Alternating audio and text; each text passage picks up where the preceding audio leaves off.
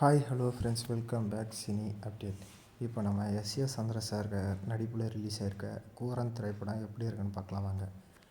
கூரன் படத்தோட கதை என்னென்னா, கதையோட ஆரம்பத்திலே கொடைக்கானலில் உள்ள பார்த்தசாரதி என்ற ஓய்வு பெற்ற நீதிபதி ஒரு குழு பேட்டி எடுக்குது. அதில் நீதிபதியிடம் நீங்கள் பார்த்த வித்தியாசமான வழக்கு எது என கேள்வி கேட்குறாங்க. அதுக்கு நீதிபதி தர்மராஜ் என்ற வழக்கில் 10 வருஷமாக எந்த ஒரு வழக்கையும் எடுக்காமல் இருந்திருக்காரு. அதன் பிறகு அவர் எடுத்த வழக்கு தான் மிகவும் வித்தியாசமாக இருந்தது என நீதிபதி சொல்கிறார்.